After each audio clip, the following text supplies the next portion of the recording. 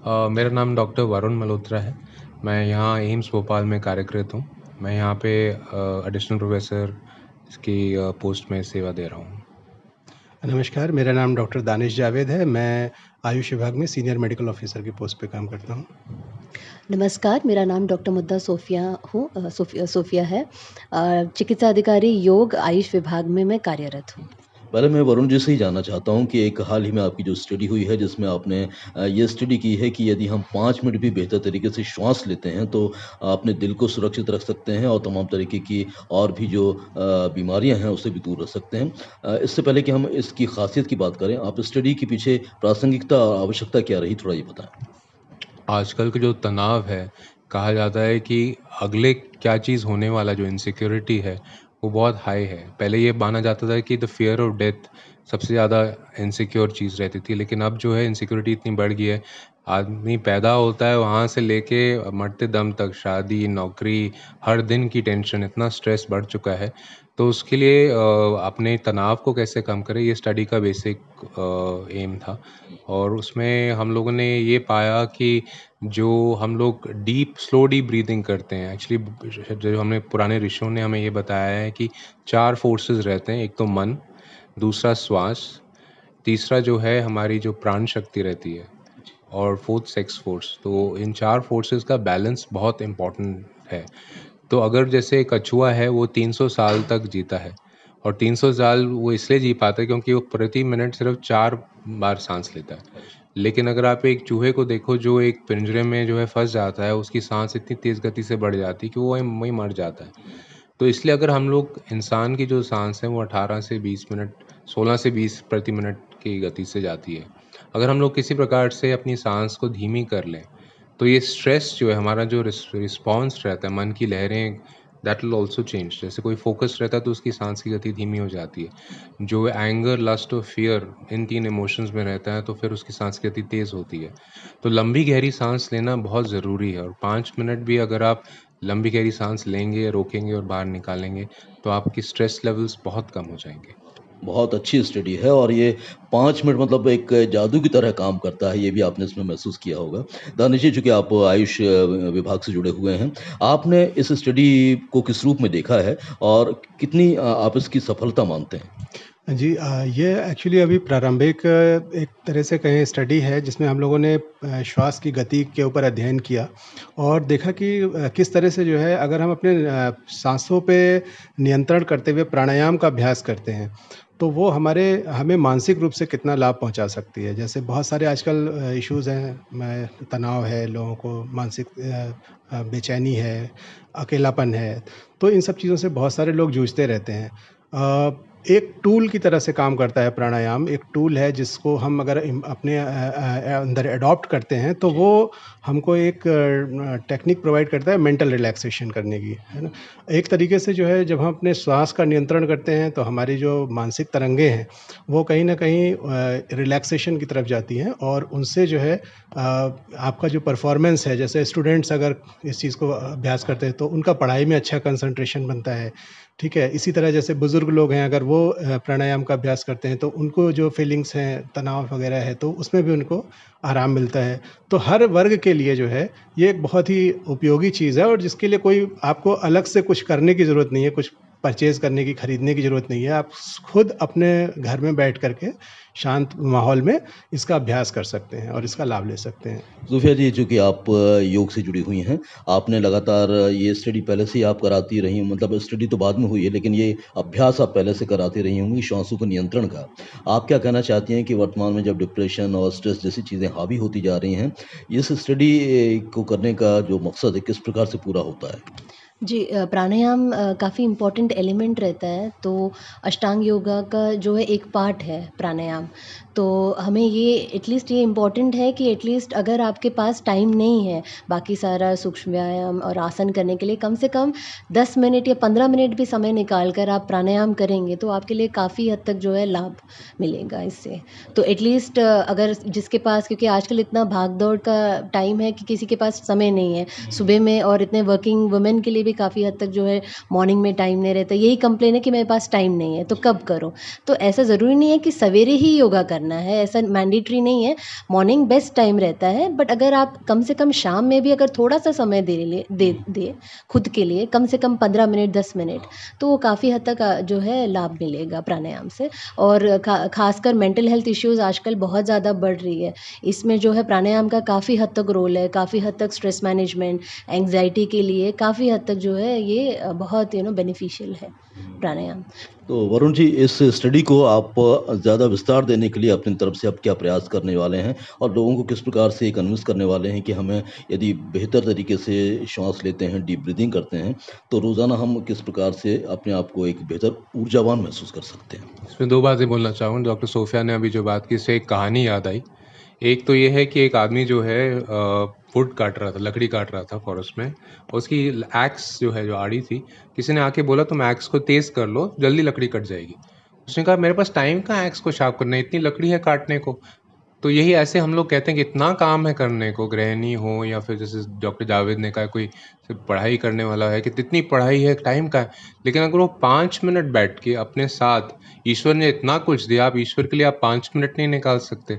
तो वो 5 मिनट अगर आप अपने स्वयं के साथ स्वाध्याय करिए, अपनी वो पढ़ाई करें, अपने इंट्रोस्पेक्शन करें और अपने आप को काम कीजिए, तो आपका मन कभी वो आड़ी की तरह शार्प हो जाएगा। और जो काम आपको 3 घंटे लगने हैं, वो इंट्यूशन से आपको काम आधे घंटे में ही आपको एक डायरेक्शन मिलेगी ध्यान में, जो प्राणायाम से मन जब शांत हो गया है, और एक ब्लिस का अनुभव होगा, एंडोर्फिन्स और एनकेफ्लिन्स। और आपने पता है भाई, टेक्निक जो है स्लो डीप ब्रीथिंग हमारे ऋषियों के दी हुई है। जो भी जैसे आप हमारा इंटरव्यू ले रहे हैं, तो वॉइस डेवलपमेंट के लिए, स्पीच डेवलपमेंट के लिए जो ऋषियों ने बताया कि अनुलोम विलोम प्राणायाम बहुत बढ़िया, क्योंकि विशुद्धा चक्र जो है एक्टिवेट होता है, जो सर्वाइकल प्लेक्सस हम कहते हैं मेडिकल साइंस में, क्योंकि वहाँ से वॉइस डेवलपमेंट होती है। हमने देखा कि स्पाइनल एनर्जी एक स्पेशल मशीन है जो अमेरिका ने एम्स को दी थी और रशियंस ने डेवलप की है, कि विशुद्धा चक्र की एनर्जीज काफ़ी बढ़ चुकी थी। इसमें एक बहुत सिंपल चीज़ है, हम लोग बच्चों को एमबीबीएस को पढ़ाते हैं कि 5 लीटर ब्लड जो है पंप होता है 1 मिनट में हार्ट में। तो अगर आप इसको आप मतलब ईच स्ट्रोक में एक पंप है, 70 ml निकलता है, 60-70 बार अगर हार्ट बीट कर रहे हैं, उनको आप मल्टीप्लाई करें तो 5 लीटर आता है। आप एक दिन में अगर कैलकुलेट करें, अगर उसको मल्टीप्लाई करें पर मिनट, पर आवर और डे में, पता लगेगा कि 12 टन का हार्ट का काम है। अब 12 टन मतलब 12 ट्रक बराबर। और उसके बावजूद हम लोग वरीज, एंग्जाइटीज और इसको ऊपर ओवरटैक्स करते हैं। तो हार्ट भी बंद जब करते कहते बहुत मालिक तूने मेरा बहुत काम ले लिया है, अब मैं क्विट कर रहा हूँ, अब तू जा। तो अपने हृदय को शांत करने के लिए जब हम लंबी गहरी सांस लेते हैं, तो हम लोग ऑक्सीजन इनहेल कर रहे हैं। तो जो डीऑक्सीनेटेड ब्लड है, जो ब्लू कलर इम्प्योर ब्लड है, वो ऑक्सीनेट ब्लड में कन्वर्ट कर रहा है। तो जब ऑक्सीनेट ब्लड हो जाता है बॉडी में, जैसे संतों के चेहरों पे जो है जो लालिमा रहती है, पूरा ऑक्सीनेटेड ब्लड रहता है। तो हार्ट, हमने देखा ऑक्सीजन सैचुरेशन प्रेशर जो कोविड में जो पल्स ऑक्सीमीटर है, आप देखते हैं वो ऑक्सीजन सैचुरेशन बढ़ जाता है करने से, ये डीप प्राणायाम। और कार्बन डाइऑक्साइड हम लोग एक्सेल कर रहे हैं, रेस्टलेसनेस को हम बाहर निकाल रहे हैं। तो हार्ट को एक्स्ट्रॉर्डनरी रेस्ट मिलता है, हार्ट की गति भी कम होती है। और जैसे हम लोग नींद में जाते हैं तो हार्ट की गति कम हो जाती है, तो कितना सुकून मिलता है। जब आप लोग शरीर की भाव नहीं है, श्वास की भाव नहीं है, तो आप इनफाइनाइट में चले जाते हैं। लेकिन वो अनकॉन्शियस जॉय रहता है। जब कॉन्शियसली आप इस चीज़ को करते हो, तो वो 1 मिलियन टाइम्स का वो जॉय मल्टीप्लाई, स्लीप की जॉय से मल्टीप्लाई रहता है। तो जब हार्ट को रेस्ट मिला, तो जो एनर्जी, जो 12 टन का जो ब्लड था जो पंप करने के लिए, वो एनर्जी हायर चक्रस के लिए, अनाहत चक्र के ऊपर, विशुद्धा और मेडुला, जो कोई डॉक्टर जो है काम नहीं कर पाया इस पे। मेडुला जो है भगवान कृष्ण को माना गया है, और बाकी 5 प्लेक्सेस 5 पांडव को माना गया हमारे प्लेक्सेस में। तो इसमें से कॉस्मिक एनर्जी हमारे शरीर में आती, तो मैग्नेट की तरह बन जाता है स्पाइन, और भगवान का love, peace and joy attract करते हैं। जैसे आप देखो, आकाशवाणी में हमें मौका मिला अपने काम को तो ये हमने देखा है कि एक तो एनर्जी लेवल्स बढ़ती है, दूसरा आदमी को स्फूर्ति आती, काम रहता है, उसके जो फेस में लालिमा आती है, उसको जो है स्फूर्ति मिलती है, एक डायरेक्शन मिलता है और ब्लिस का अनुभव होता है। तो वरुण जी ने इतने ख़ास तरीके से और बहुत ही अच्छी शैली में ये बता दिया है कि हम गहरी सांस लेते हैं तो उसके कितने फ़ायदे हैं। तो जब इतने फ़ायदे हैं तो आदमी को कुछ समय निकालने में कोई गुरेज़ नहीं करना चाहिए। दानिश जी, क्या कहना चाहते हैं कि अब किस तरीके से आप इस बात को अपने विद्यार्थियों में या फिर आपके विभाग में जो लोग आते हैं अपना चेकअप कराने के लिए, उन तक ये बात पहुँचाएँगे कि श्वास हमारे लिए कितनी आवश्यकता है, और इस स्टडी से जो हमने परिणाम निकल कर आए हैं उसको भी आप करें?